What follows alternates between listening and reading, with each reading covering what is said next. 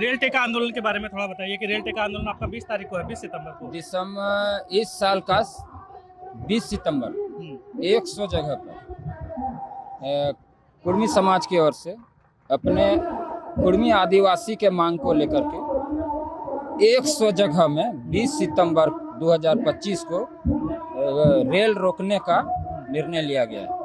100 जगह 100 जगह पर। तो जैसे ये एक सांस्कृतिक आंदोलन है ना, तो इसको आप क्या इसको पॉलिटिकल रुख देना चाह रहे हैं? आपका बताइए आगे का क्या प्रोग्राम है लोगों को, जैसे आप ये जागरूकता ये प्रोग्राम कर रहे हैं मेला के माध्यम से और जो पर्व त्यौहार है उसके माध्यम से आप लोग जागरूकता का अभियान चला रहे हैं, तो क्या ये आप लोग सफल हो पा रहे हैं? क्योंकि जैसे ही हम आम लोगों से बात करते हैं तो वो उतने जागरूक तो नहीं दिखते हैं अपने रीति रिवाजों को लेकर। कुछ लोग तो है, आप लोग कुछ हद तक सफल तो हुए हैं, लेकिन आम लोगों तक ये बात कहाँ तक पहुँचा है? देखिए, आपने कहा ये सांस्कृतिक आंदोलन है, ये सिर्फ सांस्कृतिक आंदोलन नहीं है, और आपने कहा राजनीतिक रूप नहीं देना चाह रहे। ये सांस्कृतिक आंदोलन भी है और सामाजिक, शुद्ध रूप से ये सामाजिक आंदोलन है और सामाजिक और संवैधानिक लड़ाई है। समाज के लिए संवैधानिक अधिकारों की लड़ाई है, ठीक है। क्योंकि आज ये जो है 70 साल से 80 साल से समाज को भारत का जो संवैधानिक सुरक्षा कवच है वो आदिवासी का जो हमारा जो स्टेटस है, जो हमारे पूर्वज आदिवासी थे और हम उसके वंशज हैं, उत्तराधिकारी, हम उसका खून है, तो हम ओबीसी कैसे हो जाएंगे? जब हमारे पूर्वज आदिवासी थे, आज भी संवैधानिक रूप से भारत सरकार के, राज्य सरकार के संचिकाओं में, फाइलों में आज भी टंकित है, अंकित है, वर्णित है, लिखित है, वो भी विस्तार से।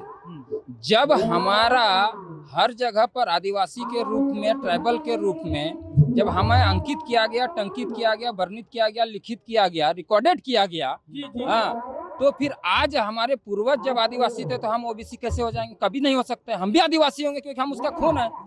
तो ये हमारे अभी जो हमको वहाँ जो किताब दिया गया मंच के माध्यम से, तीनों स्टेट के आदमी ने मिलकर क्यों दिया कि उसमें उसको हमको अध्ययन करने के लिए बोला गया। उसमें है संवैधानिक किताब है, रिकॉर्डेड किताब है, और उसको कहाँ कहाँ हमारा संवैधानिक अधिकार दिया गया है, लिखा गया है, उस सारा चीज लिखा हुआ है। उसका अध्ययन करना है और सरकार को मुंहतोड़ जवाब देना है और अपने संवैधानिक जो है अधिकार है आदिवासी का, उसको वापस पाना है। क्यों?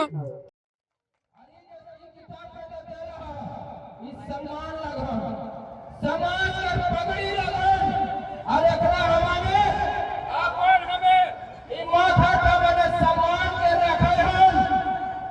अरे कोई भी सम्मान स्वरूप रखा जाता है और तोरानी ये सम्मान दिला हो किताब के रूप में, अधिनियम, नियम, संविधान, कंस्टिट्यूशन जो भारत देश है उसका संतुलन जिसमें लिखा हुआ है, कौन मालिक होगा?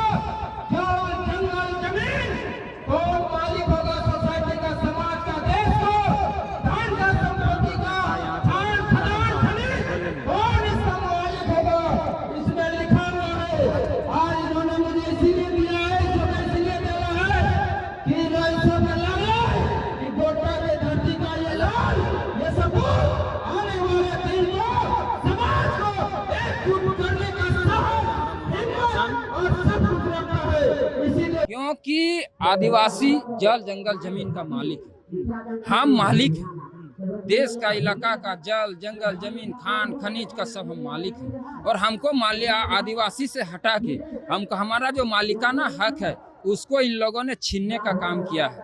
हमारे जल, जंगल, जमीन और संपत्ति से इन लोगों ने बेदखल करने का प्रयास किया है।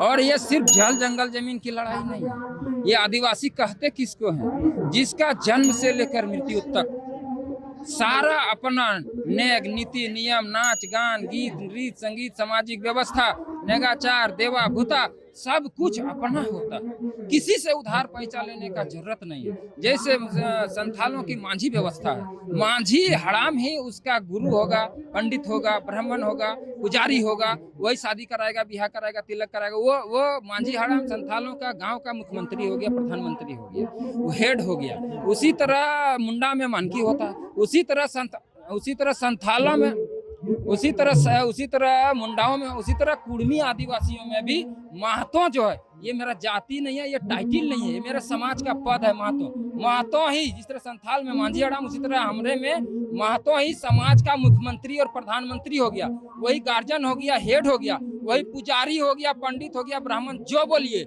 सब वही हो गया। वो शादी कराएगा, ब्याह कराएगा, तिलक कराएगा, झगड़ा निपटाएगा, प्रधान हो गया, हेड हो गया। तो हमारी पूरी समाज व्यवस्था है संवैधानिक रूप से, नियम का अपना, नाच गान, गीत, नृत्य, संगीत, वाद्ययंत्र, सुर, ताल, सब कुछ अपना है, नियम, निगाचार अपना, महतो प्रथा, सब कुछ अपना। ये सारे को भारत का संविधान जिस दिन लगा उस दिन हमारा अधिकार छीन लिया है।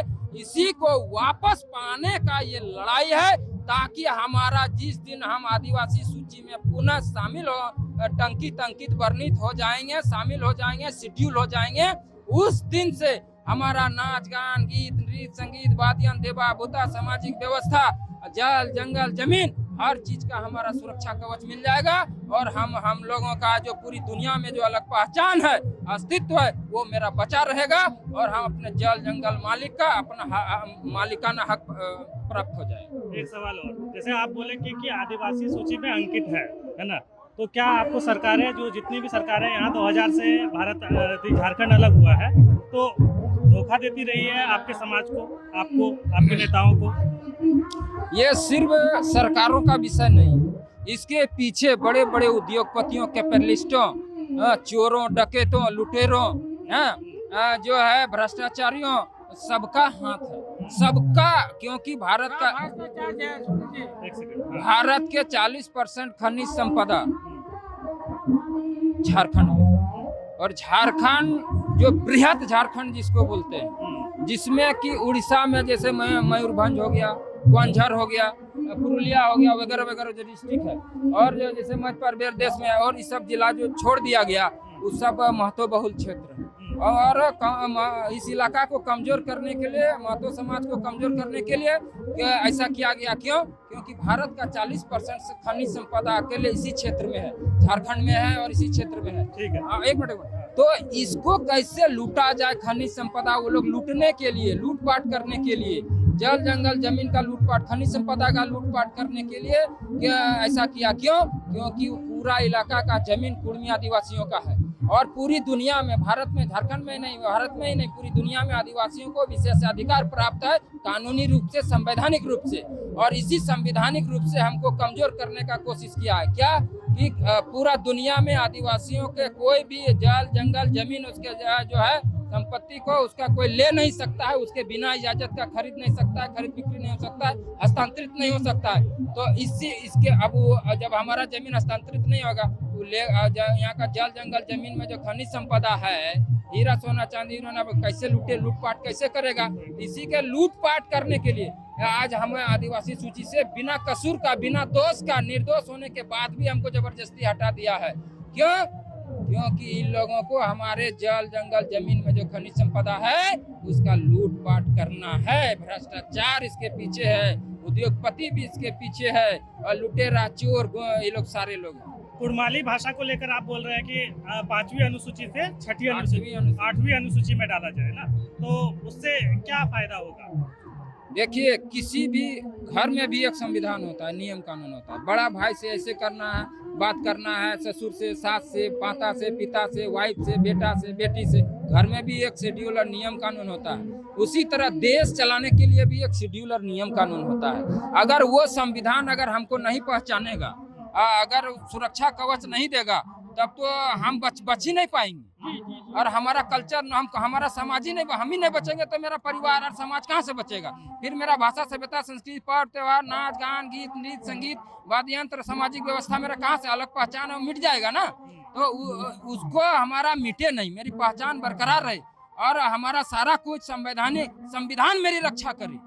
क्योंकि अगर जिसको संविधान रक्षा नहीं करता करेगा और वो समाप्त हो जाएगा। तो ये षड्यंत्र के तहत हम लोगों को, पूरे समाज को समाप्त करने का साजिशन ये ऐसा किया गया है और हमें संविधान के संवैधानिक सुरक्षा कवच से बाहर कर दिया गया।